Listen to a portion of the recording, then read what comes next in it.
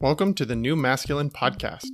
This is a place where masculine identifying people come together in community to disrupt outdated models of masculinity and together construct new models for our way forward as men. As a special note, while this conversation is between men, this podcast values all beings and seeks to create positive impacts for all. I'm your host, Travis Stock. I am a master life coach, an equus coach, which means I often partner with horses when supporting clients, and I'm a teacher.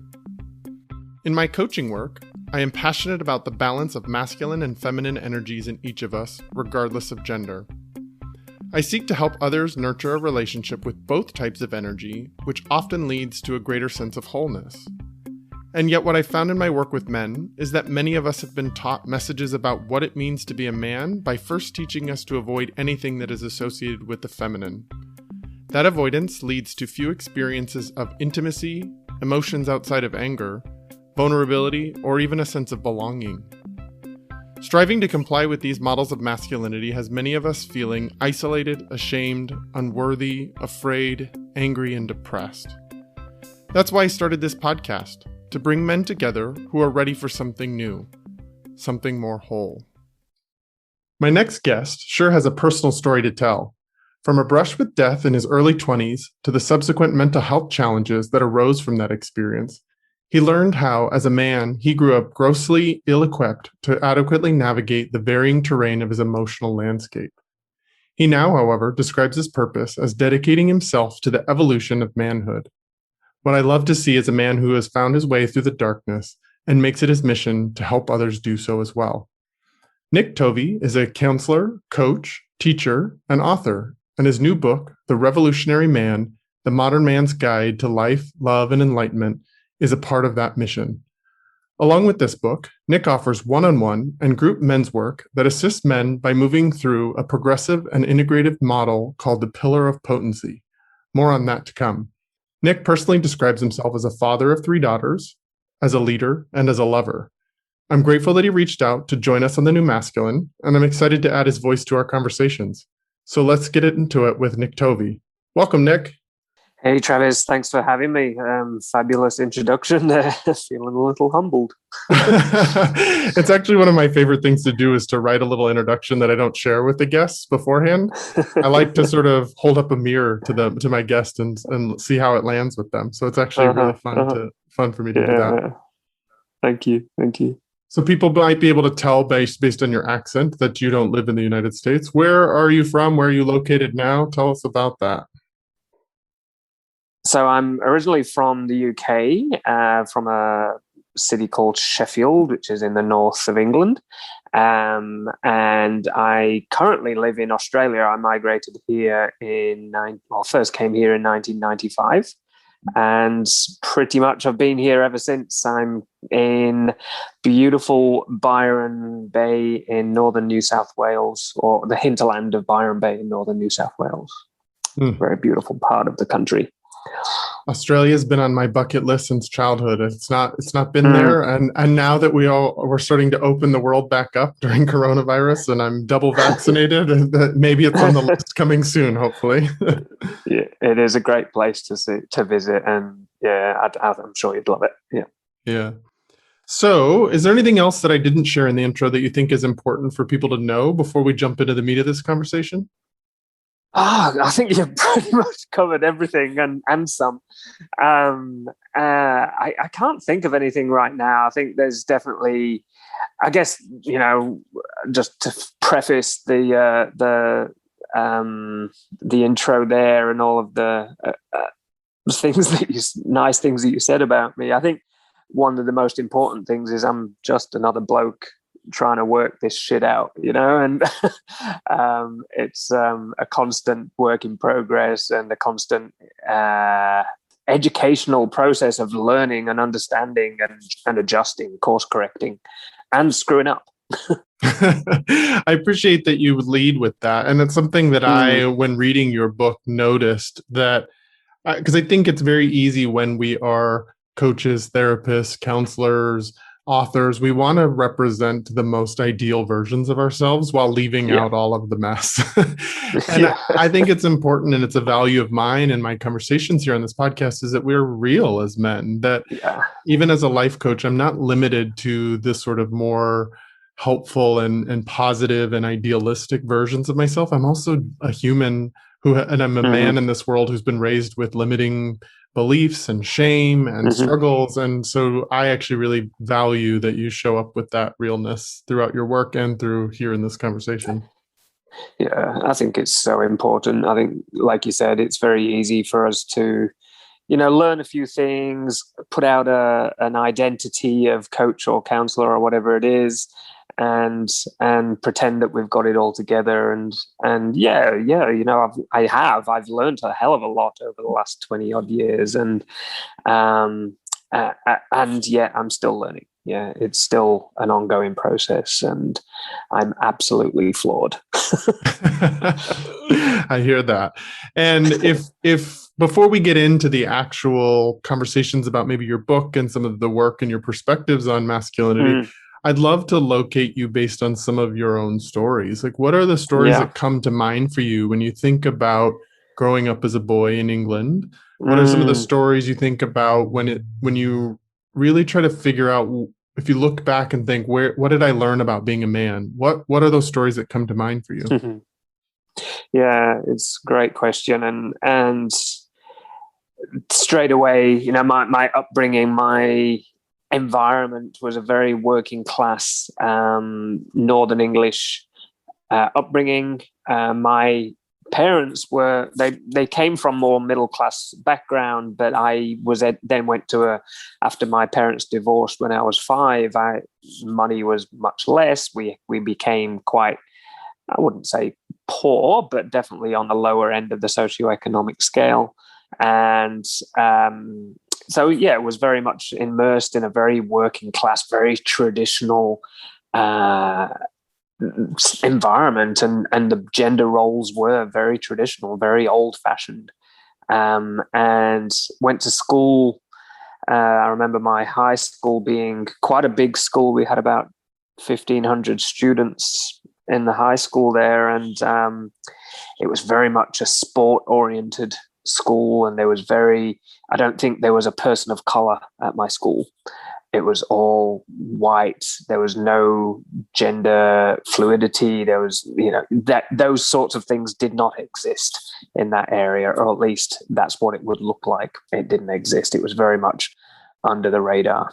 So there was some very, very strong and traditional ideas around what it is to be a man and what it is to be a woman and what your roles are in life. And I could see that. I was very much impacted by that. And I was also very inquisitive. I was like, why is this? I don't get it. It doesn't make sense to me. And there's all these other parts of me that I recognize as not being typically traditionally manly and masculine. I was very much interested in nature and in creativity, and loved having deep, meaningful conversations, mainly with the girlfriends that I had at the time. And so whilst I definitely lived within the typical sort of male roles as a boy, very much played the sports, was very much into cars and whatever else I could find, and climbing trees, and very much into girls and sex when I discovered that pretty young. And so, but also had this other aspect of myself which didn't sort of fit. It didn't fit within the environment and within the culture that I was around. So I had to kind of hide it in a lot of ways. So those were very typical and a very old-fashioned, very traditional ideas around what it is to be a man in the world. And of course, I believed some of that. And I had the vision that I wanted to be in the military. So that was something that I knew pretty early on, around 12 years of age. I wanted to be in the Navy. I wanted to join the military. And that was definitely a place where I was going to find this thing called manhood. Or at least that's what I believed. It's amazing to me. I don't know that I would have guessed that similar finding manhood in the military in service for your country existed in the same way that in the UK that it does here in the United States. Mm, Because I find that to be true of a lot of men here is that when feeling lost, when feeling like they are still trying to find themselves as a man, that's a go-to place yeah, where real manhood can be found in our yeah, culture. yeah, yeah. Well, I think there's this urge to belong to something that I Mhm. think we start to generate in ourselves pretty early on, and then there's a club that we want to belong to, and this club is manhood, and of course, in adolescence. Back in the day, we would have had rites of passage that showed us, okay, now you have joined the club of manhood and you've been accepted or not. And nowadays, we don't have those similar sorts of rites of passage. So I know for me, that was definitely a rite of passage for me. It was to join the military. It was going through the very traditional ritualistic ideas of, now you are this. You have a badge that you wear on your arm. You have a particular rank. You have medals and all of these things that are in essence rites of passage, which let us know that I've achieved something and that I belong to something bigger than myself. I think that's an innate drive and an innate motivation that we all feel, and of course we'll gravitate to whatever that gang is, whether it's the military, whether it's an actual gang, or whatever it is. We will gravitate to some place where we can belong. I'm pretty sure that's true for everyone. Yeah, that makes a lot of sense. It makes me think of basic training in the military Yeah. is a way that we've manufactured a rites of passage at this point in Mm-hmm. our culture. Mm-hmm. It challenges you. It's sort of like the young boy in a tribe that gets sent off into the wilderness to Mm-hmm. fight some animal and bring it back to the tribe, or to go on a vision quest and come back and bring Mm-hmm. wisdom back to the tribe. It's that challenge that we offer to boys in sort of the doorway to manhood. So that makes a lot of sense to me. And I think that's a very natural part of our upbringing and a very important part of our upbringing. I just don't think we do it in very healthy ways these days. We've Yeah, lost a for lot of the connection to a deeper soul-oriented way of doing that, and the village sort of orchestrating and holding the boys as they do move through to manhood. Yeah, for sure. And I'm struck by this idea that I never really thought about it this way, but so many people have rites of passages that are put onto them based on their identity. So Mm-hmm. for like myself as a gay man, coming out Mm. is the rites of Mm. Of passage, course. the walking through that doorway. Oftentimes people move towards religion as one of those Mm. places where they sense their belonging and they move into it and they go through the baptism. There's a rites of passage that goes through there. I think communities of color have rites of passages that are often based in challenge and hardship, much like Mm-hmm. LGBT folks. And Yeah. so you source your sense of community based on these parts of your identity that you then find others like you. And it's Exactly. striking me in this moment that white heterosexual cisgender men don't really have something like that other than military and maybe religion, is to go find something external to you that's not based in your identity to sort of move through. Absolutely. Yeah, I really agree. And I guess the alternative to the military or religion is a criminal gang, Mm. where a rite of passage may be a crime of sorts, or uh, an act of violence, and of course that causes all sorts of problems, which we're all aware of. Oh yeah, or I guess on the less dramatic version, like a fraternity where you get hazed, Yeah. Yeah. you get a rites of passage in that way in terms of your Absolutely. joining a group of other boys. And while some of them do acts of service, a lot of them are quite a social club for sure. Mm-hmm. Mm-hmm. Mm-hmm. So why for you specifically did the military represent an important element of manhood? Um, it wasn't. something that I didn't come from a military background or family at all. It was just something that I felt like an uprising within, an intuition that drew me towards this particular gang. And there was definitely attraction in adventure, in danger, in power. So some of these elements were definitely attractive to me. I joined the what's called the Sea Cadets, which was like scouts but for the Navy, and I joined that at about 12 or 13 and absolutely loved it. Like, loved wearing a uniform, loved marching, loved all the drill and the regalia that came with that military aspect. It was definitely something that felt, I think it was a feeling of belonging to something important. As far as how that translated to manhood specifically, I think it was definitely, I didn't feel attracted to any other, after school, there's either you go to work or you go to university or you go to the military or you go on welfare. And none of the others really attracted me at all. So the military was something that I knew I could do. It felt within my capacity. It felt like it was going to be a good fit for me. I loved being physically active. I loved, the sense of adventure and discovery and challenge was really attractive to me. And I think a lot of those things are very typically masculine pursuits.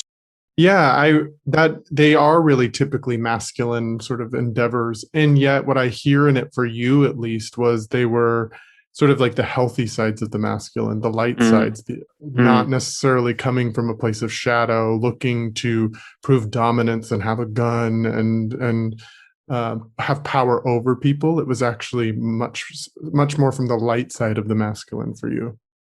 Yeah, I agree, and I'm not sure it was always that nice and pretty either. There was, I think also for me at that time, I think when I went down the track and found that goal and set my sights on that goal. Before that, I was going down a bit of a more darker area in my life. I was acting out quite a lot in school. I was being a bit of a naughty boy and getting into lots of trouble, and started to explore and experiment with alcohol and other drugs. And this sort of sorted me out a little bit. And I think that it came at a very opportune time and really gave me a bit more of a, I guess a purpose. I get that sense of purpose and that sense that, something more important was available to me. And I didn't have to go down the, what would have ended in a pretty unpleasant path, I'm sure.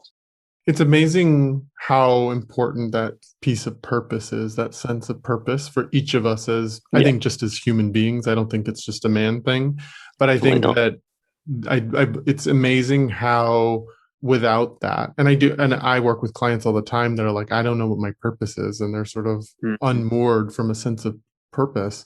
It's amazing the consequences of that lack of purpose in our lives. Absolutely. I think that's a big problem in our world, is that there are way too many people that do not have a sense of purpose, and so they, through a place of boredom and disconnection, they behave in ways to themselves and to each other that are just unhealthy and harmful. I think that definitely comes from that disconnection from that greater sense of a reason for living, a reason for being. And it doesn't necessarily have to be a job or a business pursuit. It can, that sense of purpose for me is a moment to moment experience. It's something that I want to question in every moment around how does life want to live through me in this moment. and then aligning myself to the answer of that question, whatever it is in that moment. So I think it's an ongoing question that we all need to be engaged in. I'm so glad you said that, because it's a piece of your book, that The Revolutionary Man, that I really keyed into, which is your sort of definition of purpose. Because I think so often, at least in Western cultures, at least in my culture here in the US, we are limited into sort of what our sense of purpose can be. In a capitalist society like ours, it is often just a job.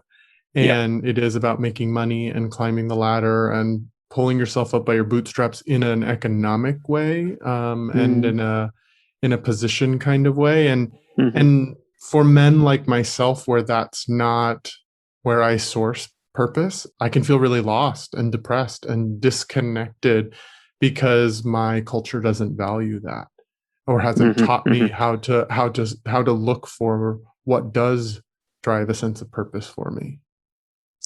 Absolutely. I couldn't agree more. And I think you've probably worked with many a client, as I have, that have come to the point where they've been putting all of their energy and all of their eggs in this one basket of business, or a particular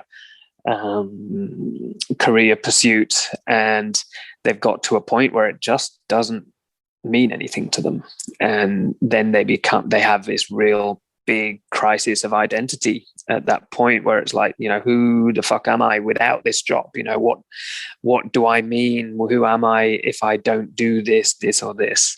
And it points to, I think what is a big point of this conversation is the identities that we place on this thing called manhood. And, one of those is the role we play in our career, and the success that we have to acquire, and the titles that we have to acquire, and the money that we have to make, and all of these measures that of manhood that we've been given, and what we find out very eventually is that they don't mean it. They don't mean anything.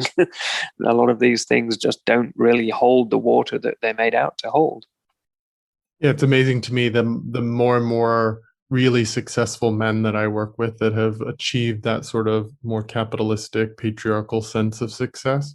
It's amazing to me how many of them are deeply unsatisfied and unhappy, and miserable, even with succeeding at that form of success and wealth. Absolutely, it's a partial life. We're disconnected from so many different aspects of ourselves, and it's very much about following only masculine qualities and forgetting all of the rest that's available to us as a human being, and like connection, like relationship, like being in touch with nature, being in touch with our body, all of these things that are also really, really important, and tend to give and supply a lot of satisfaction when we do prioritize them. Yeah. Well, you kind of alluded to this idea that many men have to go through sort of a dark night of the soul, or a crack in the way that we have sourced our sense of value and worth in the world, to which on the other side of it, we have the opportunity to be more whole and to be more integrated and to allow more parts of ourselves. But they're often really dark processes and scary and hard processes to go to. I'd love to hear, I know you have one of those stories, or a couple of those stories, and I'd love to hear what some of your stories are around that. I mean, this was, I guess, the first one that is the experience I had in my early 20s that you mentioned in the intro, of when I I'd left the Navy by now, and I'd done 5 years in the Navy. I'd gone to Australia. I'd met the woman who then became my wife and the mother to my children. And we went back to England for a visit, to live there for a year. And during that time, I was clubbing with my brother and a friend of ours, and I ended up getting forcibly removed by a club by 5 bouncers who were also punching me and kicking me. And there was one particular punch that broke 3 ribs and put me in hospital with internal bleeding. And fortunately, at the time, the injuries weren't that severe. I had a spleen ruptured, and I had to have my spleen removed, and my body itself mended quite well. It recovered. It started to learn how to deal with life without a spleen after a bit of an adjustment period. But then after that experience, I started to notice that I wasn't dealing with life very well. I was having these experiences that I hadn't had before, which I then later discovered were panic attacks and strong anxiety episodes, where like I would fear going out into the world. If I heard somebody arguing or fighting, there would be this panic that would come across me. There would be a shutdown of my nervous system. And it was really quite debilitating. And this went on for a while without me doing a great deal about it or doing anything about it, until it got to the point where, basically we'd moved back to Australia. We got our home. I got a job. We got a daycare for the little ones. Everything was sort of set in place, and then I broke. Basically, I had a bit of I imagine it to be a fairly minor psychotic break. Minor, as in I was able to somewhat deal with it, but not insignificant by any means. And realized that I'm not coping. Shit is not going so well. So I sought help and went to my first GP, who the general practitioner doctor, and he was really uncomfortable dealing with a man who wasn't dealing very well, and basically gave me a box of pills and sent me on my way. And this progressed a little further, and eventually I got a diagnosis of PTSD and severe depression. And that was, I guess, that was my major initiation in life. If I look at the trajectory of my life, this was the greatest initiation that really shattered the fairly flimsy self-identity that I'd created by that time. Like I said, I'd been in the Navy. I'd done pretty well. I was, good around town with the women. I'm fairly confident in myself. I kind of thought I had it all together. Right? And this identity that I'd created for myself was basically fell around my feet. And all of a sudden, I didn't know who I was, and I wasn't coping with life in a way that I was used to.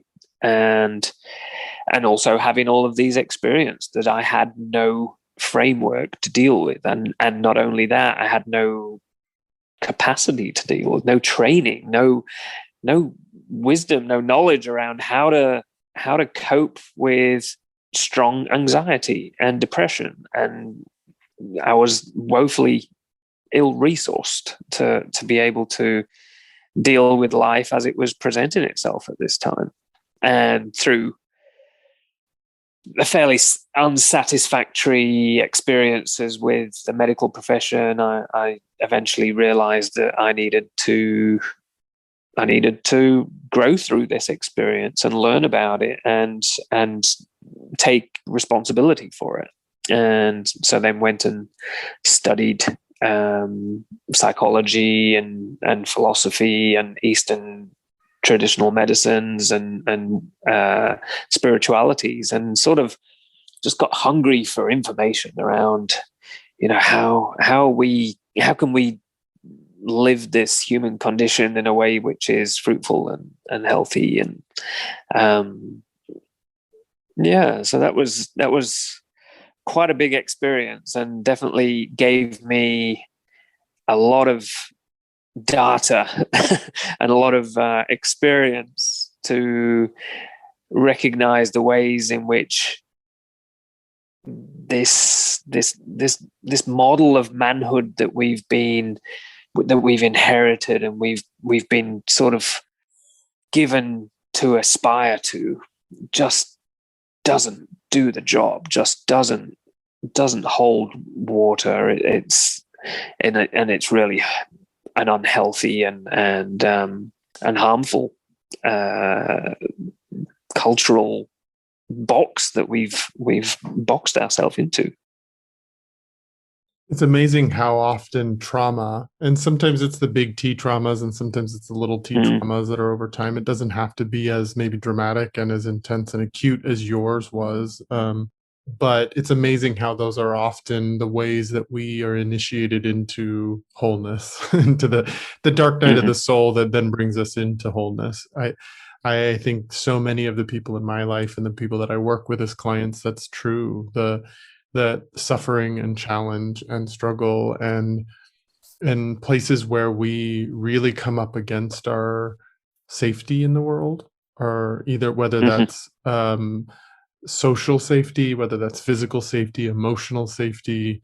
There can be lots of different kinds of safety, but when we really have to confront our safety in the world, I think that really does can serve as a powerful initiator. Something I heard you say was that when you went to your first GP, that you could feel his discomfort in navigating a man that was kind of losing his shit.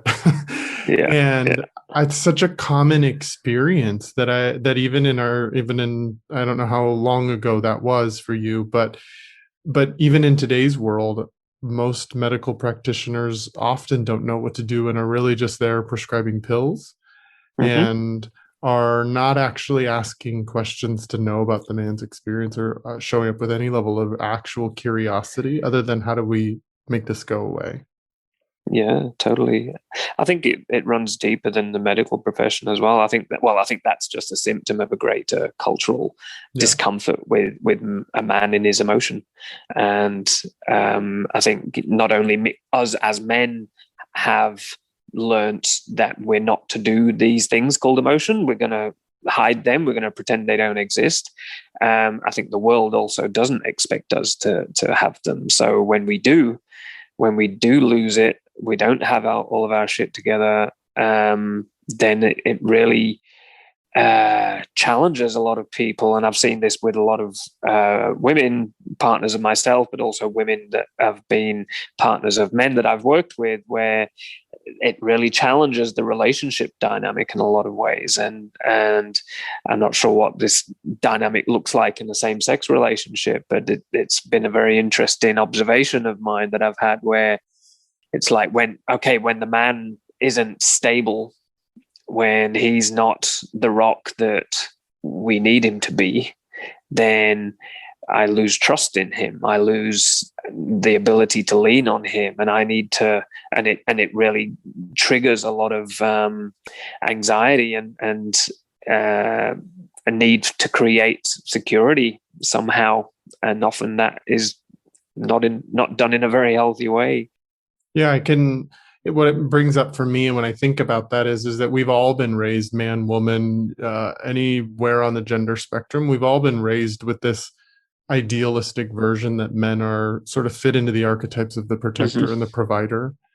Yeah. And when they're losing their shit, they can't be the protector and provider. And then who do I lean on? And I think many of us have had, we have experienced with our own fathers. We've experienced where their limitations are, and if the father doesn't have his shit together and is losing it, then our sense of safety in the world as children goes away. And so there's I do agree with you. It goes well beyond the medical field, and that there are systemic issues that this is really about. And it kind of comes to the question I was thinking about asking you, which was, What were the people in your life doing while you were losing your shit? What were the friends in your Mm. life, your partner? What were those people in your life? Were they asking questions about what was going on or curious, or how were they handling it? Yeah, well, my wife didn't cope with it very well at all.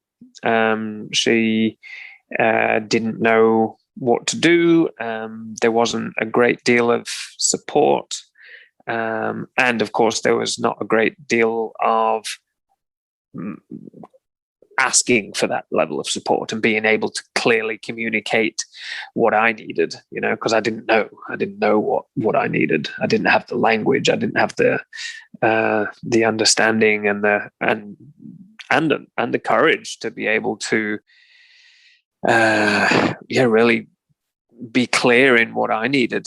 And also I think I also knew it wasn't going to come. What I did need wasn't going to come.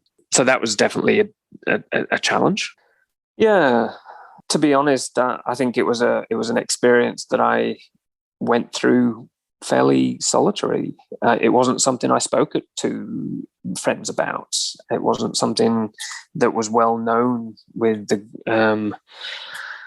people around me. There was maybe one or two people that knew what was going on for me, but mostly it was a fairly hidden experience. My family, so my parents knew what was going on because they were close to me when the accident actually happened. I lived near them, so they were aware of the incident and then saw some of the experiences that I was having. So there was an awareness within my greater family, but I guess not a lot of just the odd question around how you're going, what are you doing, but it definitely wasn't something that was easily spoken about, I remember.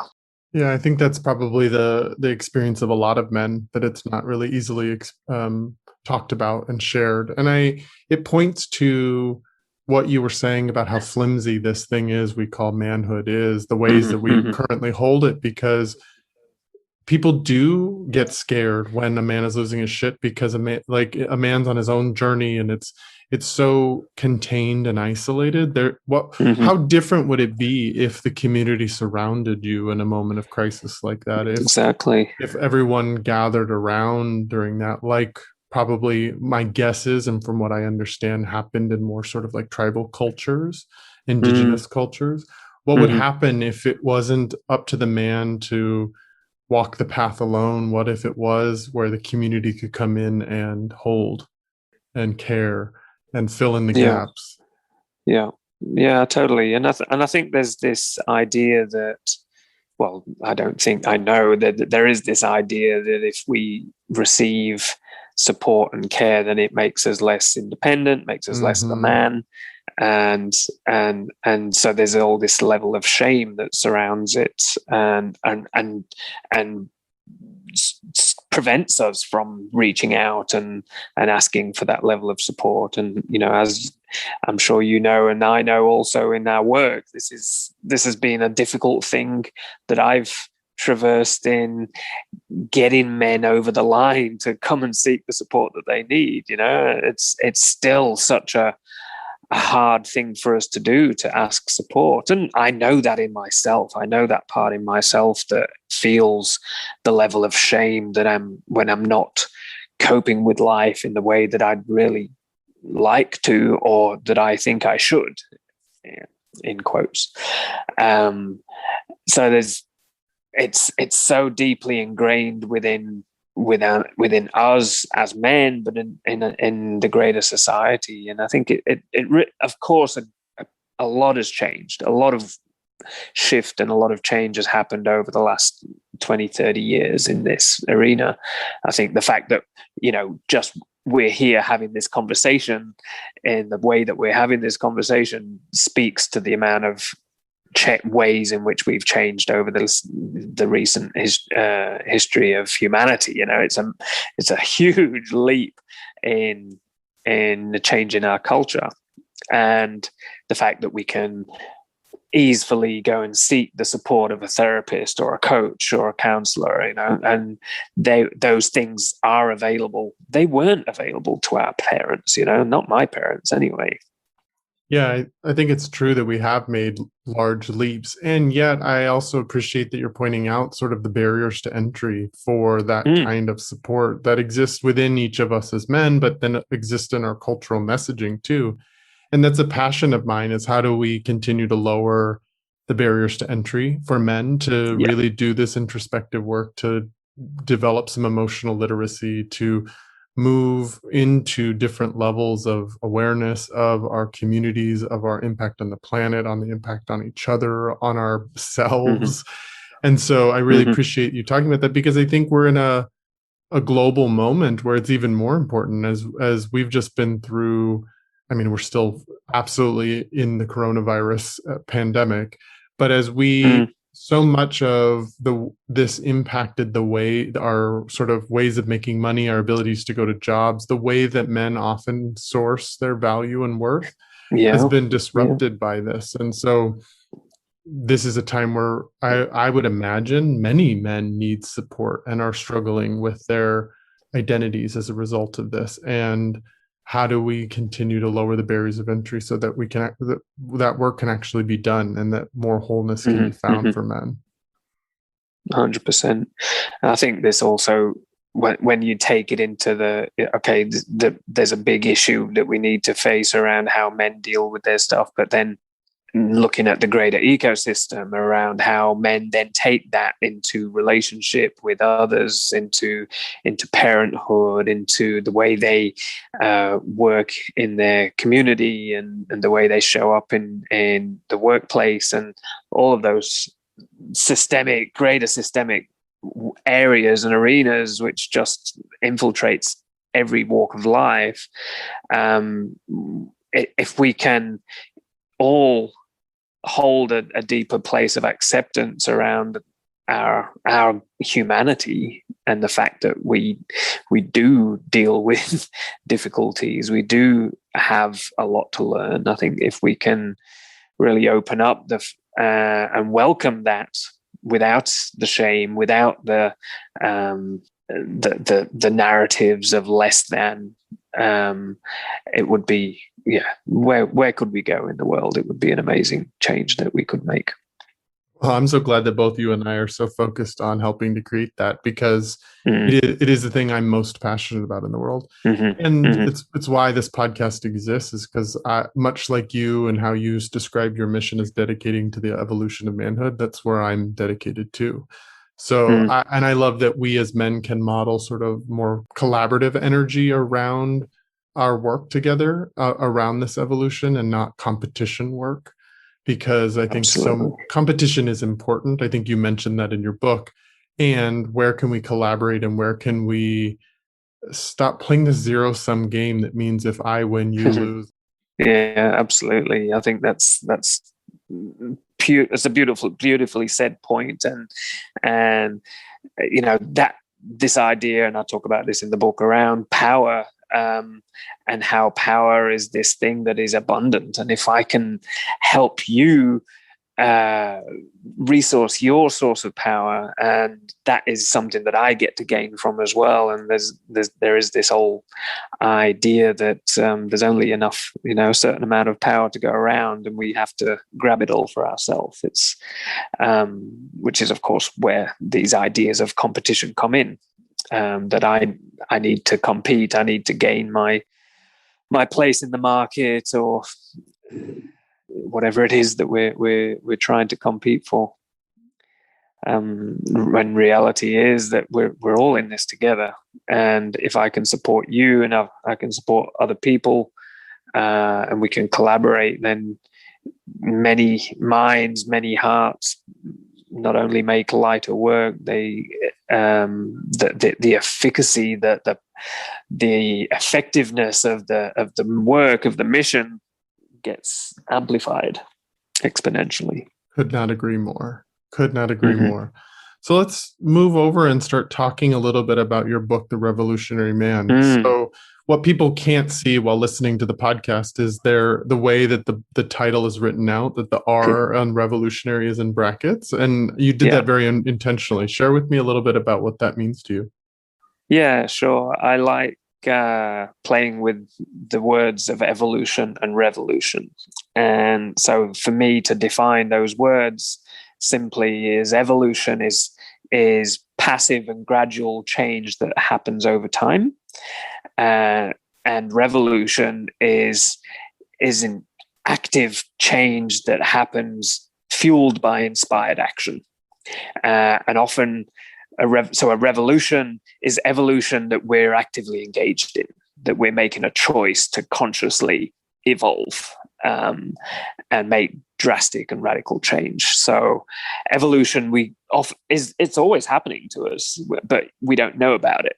Where revolution, it's like, okay, we've reached a point of tension where it's like, okay, fuck this. We're going to change. We're going to do something different. The way that we've been doing things isn't okay. It's not working.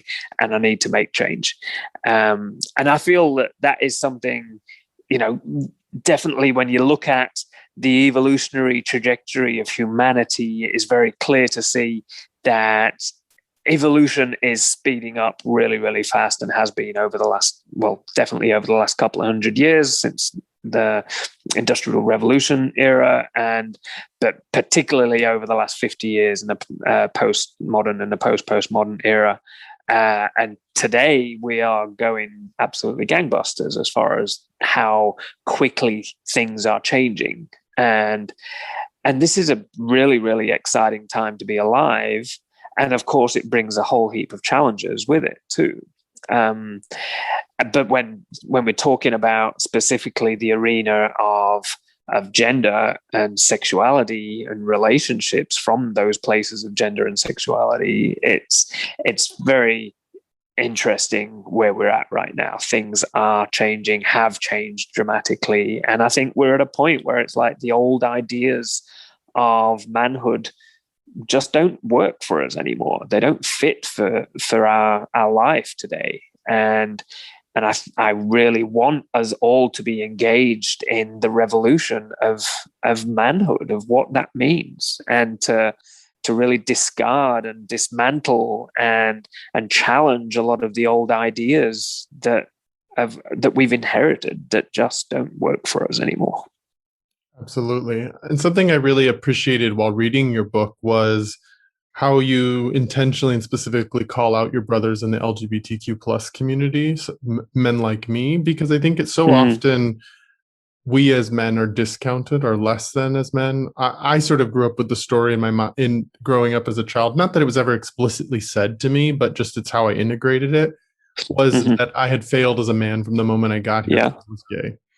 And so there's places where you call out and acknowledge that you don't actually know what it's like to walk in our shoes, and you're wanting us to be included in this conversation, because it's where I've landed in my own identity, and my own part of the revolution is to say, well, I'm going to take a seat at this table and have a conversation where I may not have been given a seat at the table, but I am going to take a seat at the table. It is going to be, I do have something to offer. I do have a different perspective that might help us reintegrate some of the places where we've been fragmented as men.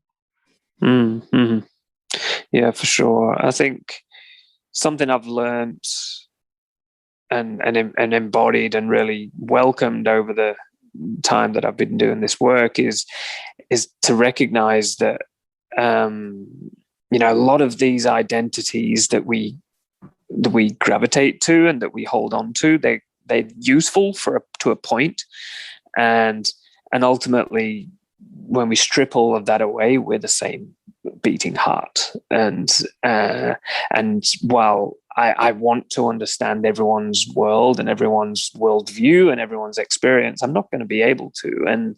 And yet, there's a place that we can connect. And it's that at core of our humanity. And my exploration through this world of gender and sexuality is taught me that things aren't so black and white. We're not, I don't just sit in the cisgendered heteronormative camp without having other aspects of myself that may not have been fully expressed and explored. And I think that is true for all of us, and I think so. Hence, these identities, they can be useful, and sometimes they can be a box that limits us. I think at the core of our humanity, we're everything. We're all of it. Yeah. Yeah, and I think there's a point in the book where you actually point out how much of the ways we as men are cultured to be men are quite homophobic, and not necessarily just in I hate gay people, but in the I can't share intimacy and connection and be seen by another man. And so I think, yes, I totally agree with you that at a certain place, our common humanity is the most important place of connection. We are also really undoing so much homophobic ways that we've learned to interact with each other and to guard ourselves against each other.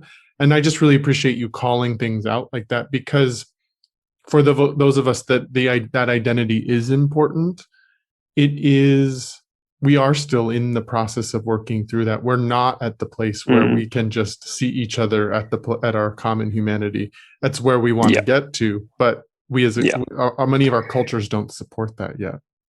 Exactly. Yeah, there's a journey to take. Yeah, for sure. So you share a lot in your book about sort of the story that you shared with us here on the podcast about sort of the trauma that's happened in your life. But you also talk about where we head as men and where some of the sort of more meta or collective challenges we face are. There's a quote that you have on page 16, which says, what I realized is that I had also disconnected from my masculinity. As my trauma was a hyper-masculine, violent trauma, I had suppressed the darker, more powerful and potently aggressive part of myself. I didn't trust that part of myself, and I didn't trust other men very easily also. While I did have male friends, I was very guarded and discerning of how I revealed myself to them. That's sort of what we've been talking about this homophobic ways that we've been cultured to engage with each other is that most of our interactions are very power over with each other, deciding who has more power, who's the alpha male, can be quite violent, either emotionally violent or actually physically violent, like was in your case. Yeah, absolutely. And I think it's a difficult one for me to express clearly, because I think there's, as I said in that quote that you just read out, there are aspects of our humanity which are violent, which are do seek and do work, draw more towards on these darker powers that are actually important aspects of ourselves. And what I'm definitely not a proponent to is denying those parts of ourselves and pretending they don't exist, because whatever we deny goes to the shadow and will come out in a way which is insidious and covert and really harmful. So I think it's important to recognize that and I talk about this in the book around really owning those darker aspects of ourselves, but doing it in a way which is healthy, which is honest, which is open, and then we can express them in their true essence and their true power, which is actually really beautiful. It's when they're distorted, which it comes out in a way which is harmful and oppressive. So let's own our need for competition. Let's own our need for aggression, for a connection to our sexuality from the more wilder, darker, animalistic aspects of how that likes to express itself. But let's do that in a way which is held, which is contained, which is healthy, and which is honest. And I think that's the important part. You're sharing a piece of very important conceptual knowledge that I think you and I can often get because of our training, because of the work we do in the world. And I'm wondering, can you bring it down and make it simpler Yeah. in the way that it's like, how do we own those parts of ourselves? What are the Yeah. steps that we, or that you, how do you take a man through that when you're working with a man, of really owning those Mm, pieces of themselves? yeah. Yeah. So I think there's one very important aspect of manhood which has been uh, relegated, and of course for good reason. And this is, the way in which we can be oppressive sexually, where our sexual predator can come out in ways which is harmful to others. And of course, there's good reason to have this in check. But what we often do is, and have done, and I've definitely noticed, had this experience myself, of suppressing those parts of ourselves and pretending they don't exist, and trying to be nice guys, and trying to make sure that we don't hurt others, and we put on a smile where behind the smile there may be this this person who's raping this other person across the room with their eyes and with their imagination. Yeah. So this is a way in which our sexuality can express itself in really unhealthy ways. So firstly, the first sort of point of working with that is owning that, is recognizing, this is how, in those experiences, when I was actually trying to be nice to this person that I was attracted to, what I actually wanted to do was have sex with them, and to throw them against the wall and ravish them like a beast. And done in a way which is connected to that aspect of herself, that is going to be a really exciting sexual encounter, as long as it's consensual, as long as it's not harmful. But if we hide it, if we deny it, then it of course comes out in harmful and unhealthy ways. So we need to connect with that part of ourselves and feel it. How does it want to work? How does it like to move? It's all about embodiment. So a lot of my work is about, and the first tier of the pillar of potency is really about getting in the body and getting to feel and be connected with the ways in which our physical felt sense changes according to the moment, according to how we're feeling emotionally, according to how our sexuality is moving through us, according to what I'm feeling like in my physical body, whether I'm ill or energized or lethargic or tired.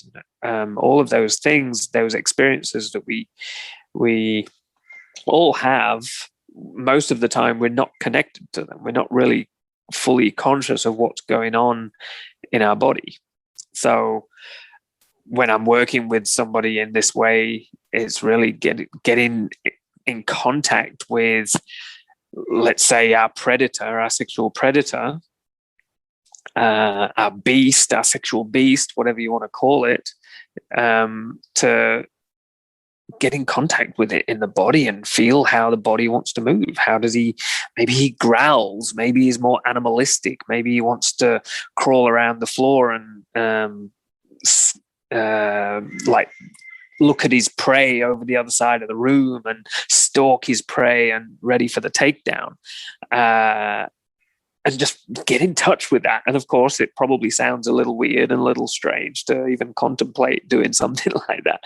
But this is how we have to do it. We have to get the physical imprint of these different aspects of ourself. So then we can take that information into the world and go, I can notice this part of myself that's actually wanting to play out sexually with this stranger across the room.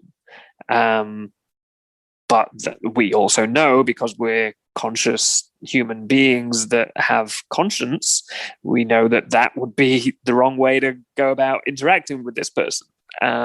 So it's like, okay, how can I work with that without suppressing, without shoving it down, pretending it doesn't exist? How can I work with that energy within me to not express it outwards? And then I could maybe take that energy with me to go and approach that person and have a conversation and see where it goes. Does that make sense? It makes total sense. And I think in some ways it's weird because in some ways it feels risky in our current environment to really talk about that because of coming through the Me Too generation and really acknowledging the harm, especially around sexuality, that men have done and that is real and that needs to be addressed. And it also feels like ripe for the picking in terms of where can we actually make this a safer world if people weren't acting from shadow, if those things weren't suppressed and repressed, how could things be different? How could it actually be a safer world if we were meeting reality rather than covert ways of manipulating and getting people into sexual experiences? And so it's interesting. I notice my own risk reaction to that, but then I also feel the potency of what could potentially come from that. Absolutely, and thanks for speaking that, because I think this is a really important point. As we're all scared, we're all terrified of having these conversations, and yet these are the conversations we need to have in order to create the safe world that we need to create, because we all have that within us. And if we don't own it, if we don't own our inner rapist or our inner manipulator or our inner predator or whatever it is that we want to, however we want to describe it, it will operate insidiously. It will go to the shadow. And this is just the way our nature works. And it may not come out in what looks like a out and out rape, but our shadow is very clever and very cunning and can come out in very subtle manipulative ways and come out in ways which is just trying to steer the conversation with this person to get them to say yes to something that we want.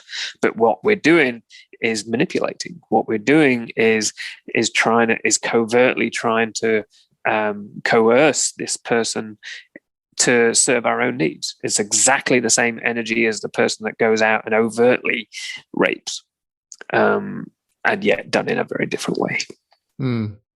Yeah, and it's important to look at both sides of the coin, the one that does it in shadow and the one that does it overtly, because they're part of the same. There's part of the same energy for sure. It's the same distortion. It's the same distortion. Yeah. One of the other pieces you talk about in the book that I really agree with is another element of manhood that is in shadow is sort of the feminine. And there's another quote that I took out of the book from page 28 that is, to the contrary, as I integrate my fullness, as I marry my feminine traits with my masculine, I become much more of a man. I have a choice of how I can utilize my gifts across the entire spectrum to meet them each moment as I desire and as the moment calls for. That's so in alignment with how I sort of describe one of the key elements of my sense of purpose in my work is to usher in a new version of the masculine, one with its own integrated feminine space.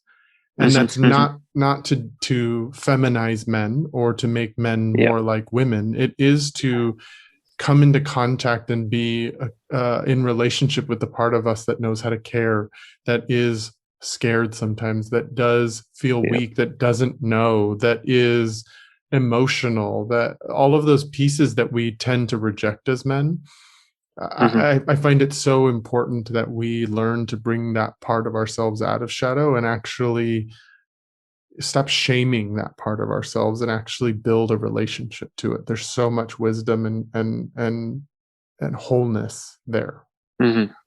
Without a doubt. I think there's the way even the words masculine and feminine, we have genderized these terms to the point where, masculine, it only belongs to man. Even the name of your podcast is alluring to that. No offense.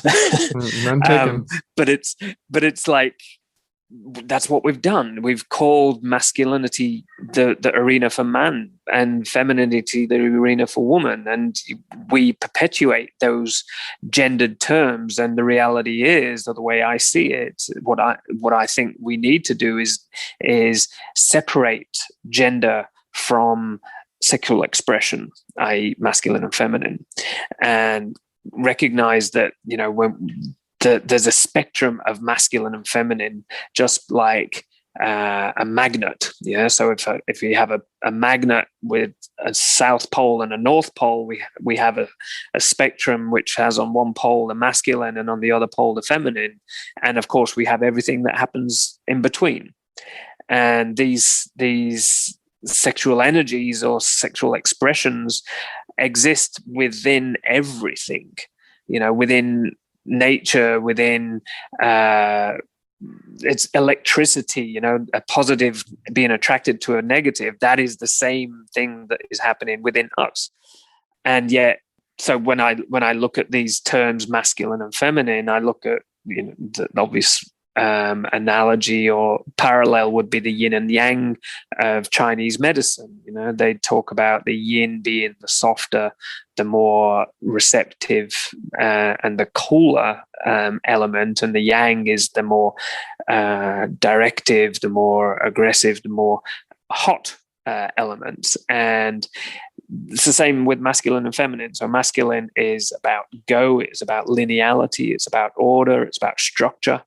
And feminine is flow, it's change, it's color, it's aesthetics, it's emotion, it's feeling, it's pleasure.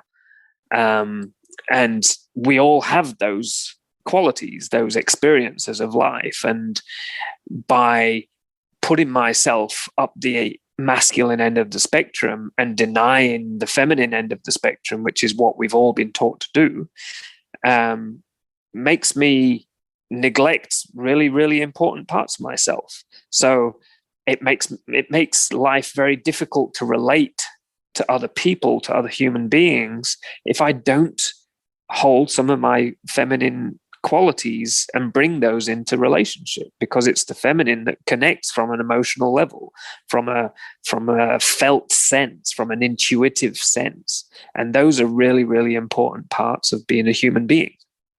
So if I'm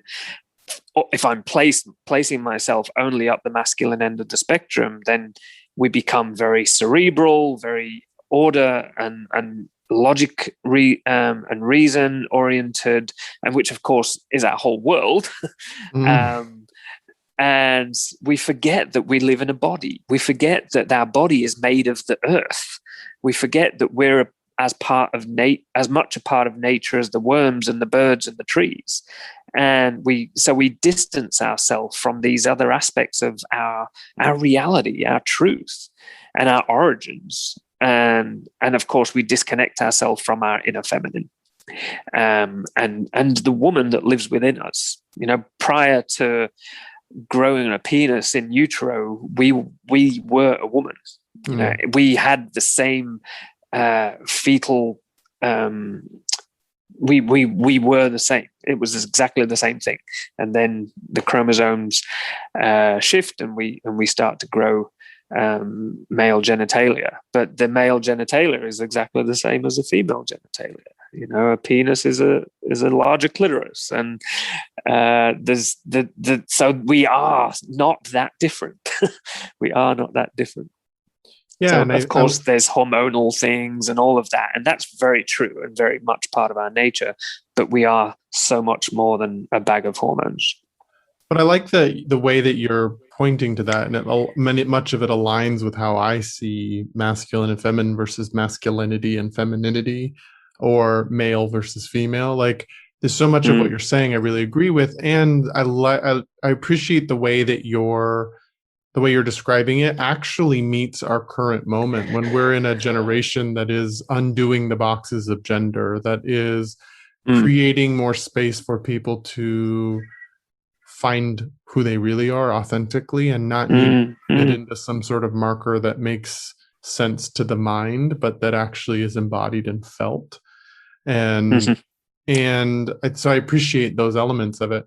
As you talk about reintegrating the feminine, finding the inner woman, what would you say the first step is for men who are open to that journey? Because as you said, we are cultured to reject that. It's not only are we taught as boys to be quite homophobic, we're also taught in many ways to be pretty misogynistic, to reject feminine things.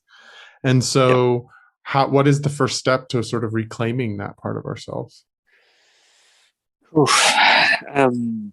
Just a little question, huh? Yeah. There's only 3,000 years of conditioning that we need to let go of. Totally.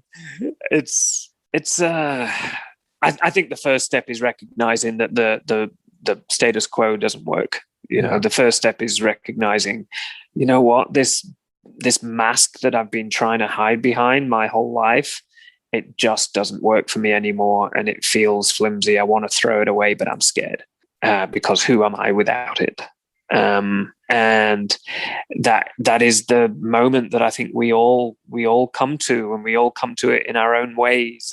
And sometimes, like mine experience, it's a crisis. Sometimes it's not. Sometimes it's more subtle and of course more easy to ignore.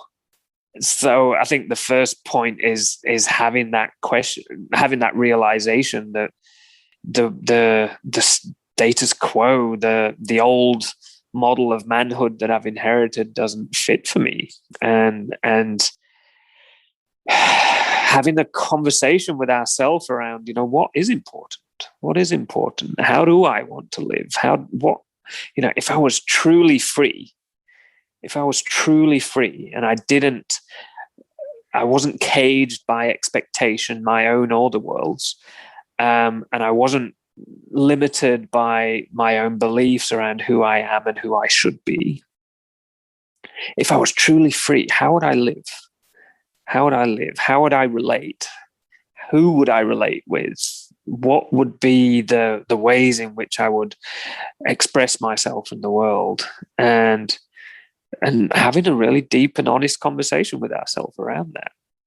And that's not an easy one. And of course, it's not an easy one to have on our own sometimes. Sometimes we need support. Sometimes we need help. So go out and get the support, find a coach or a therapist or somebody that works for you, that feels good to you, that feels like a good fit, and get in a men's group or a group of people that feel aligned, that are questioning the similar questions and trying to work out this life in a way which just works better. Yeah. Well, I appreciate that offering, because I think you're pointing to something really important. Typically, the way that I like to sort of land the plane with my interviews is to ask if there's one piece of advice that you would give to men. In some ways, it feels like you've already answered that, but I'd love to give you the opportunity that if there's anything else you would like to add as an offering or an invitation to men from your perspective, what would that be? Goodness. Dance. Dance. When that's the word that came to me, it's like, how do I get into my body? How do I really connect with my body? And I feel that music talks to me. Music talks to my body. It connects with my body in a way that wants it to express, whether or not I choose to, or I choose to ignore it, or I choose to deny it, or I choose to express it freely. Dance, I think, has been something a way in which I am able to get out of my head into my body and just allow my body to move. Doesn't have to look pretty, doesn't have to look a certain way, but put on a track that really connects with me in the particular energy that I want to feel or that I want to express, and allow my body to move. I'm so glad that I actually asked you the question, because and let you speak from an intuitive place of what bubbles up for you, because I did not expect that answer. And I actually fully agree with you and have had my own experiences of going to like ecstatic dance communities or done my own processing through physical movement. And I actually think there's something really important in getting in the body in that way. So thank you for that last piece. I did not expect it, and I'm delighted by it. Yeah, I didn't expect it either. So if people wanted to get in connection with you, wanted to explore your coaching work, wanted to find the book, how might they do so in the world? So I guess my website's the easiest port of call, which is nictovey.com. So that's NICTOVEY.com. And you can obviously read a bit about me and the ways in which I work on there. There's a few blogs you can read and links to my podcast that I run with my partner. There's the book you can get on Amazon in both Kindle and paperback. So wherever you are located in the world, search that on your Amazon and you will find it there. The Revolutionary Man. And obviously I'm available on the socials on Facebook and Instagram if you just under Nic Tovey, NICTOVEY. Okay, well, I will make sure to have all of that in the show notes so that people can find you easily. And I do recommend, after having read the book myself, I do recommend that the listeners go and find this book, The Revolutionary Man, because it does offer some unique insights into what are our challenges as men, but it also really shares your own personal journey and your own personal stories and shows the man, the human behind the process that you're creating and the work you do with men. And I think that we need to see more flawed human beings. We need to see more people struggling. We need to see the reality of the people that are supporting and helping us, because in my experiences, when we guru-ize or we put other people on a pedestal, that can be just as harmful because it creates this place where we can't attain that. And so I appreciate you sharing vulnerably of your story here on the podcast, but also in the book, The Revolutionary Man. Thank you. Absolute pleasure. If people want to get in contact with me, you can go to my website at travisstock.com. You can email me directly at travisstock03@gmail.com. Or you can go to Instagram and find me at Trevor03. I share a little bit about my personal life, but also it's where the ongoing conversations of the new masculine are happening. So please find me on there. Also, if you're interested in contributing to the mission of the New Masculine podcast, I'm also on Patreon. If you want to go to patreon.com/the New Masculine and become a contributor to help me continue the mission of this podcast, it's greatly appreciated. I so appreciate our conversation today, Nic. It's been a wonderful conversation, and I'm so grateful that you reached out and that we got to jam in this conversation together. Thank you, Travis. It's been great to chat. I hope to do it again sometime. Yeah, for sure.